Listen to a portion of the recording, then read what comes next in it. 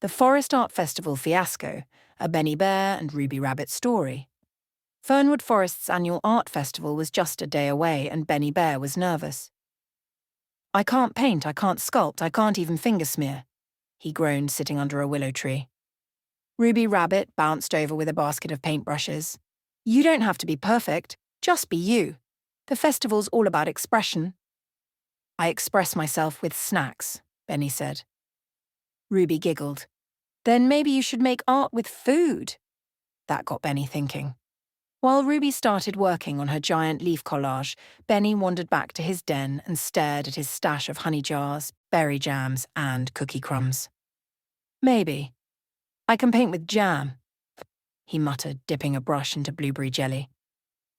With a few swipes on a leaf canvas, he accidentally created a swirly blob that kind of looked like a bird.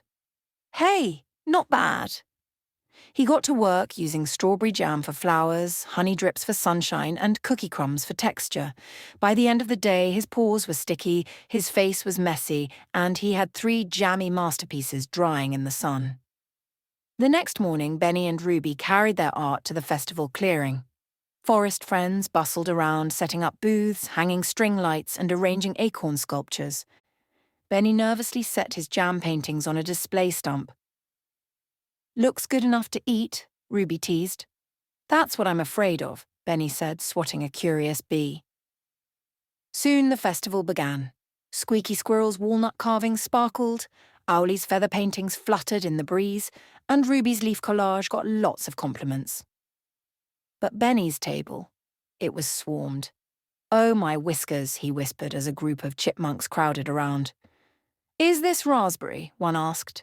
"Did you use cookie dust for the tree trunks?" said another. Benny nodded shyly. "I, made them with snacks." "They're amazing," squealed a little hedgehog. "Can we try them?" "Try them? You mean eat them?"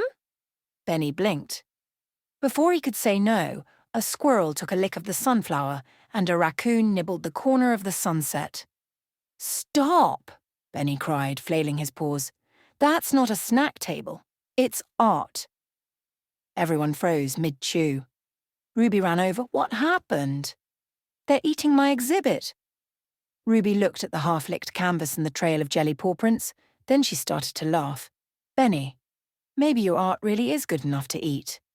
He slumped. Well, it was. Just then Mayor Moose clomped over. "Interesting concept, Benny. A snackable gallery. Original. Bold." "You liked it?" Benny asked. "I loved it," Mayor Moose said. "And I'd like to commission a full exhibit for next year, Tastes of the Forest. You'll be our first edible artist." Benny's jaw dropped. "I'm an artist." "With sticky paws and a big imagination," Ruby grinned. The crowd cheered and Benny was handed a ribbon that read "Most Delicious Display."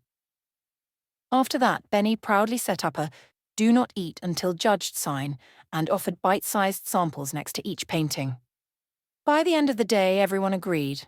Art was more fun with a dash of jam.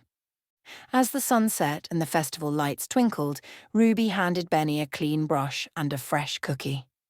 "Ready for next year's masterpiece?" Benny smiled. "Only if we eat after the judging this time."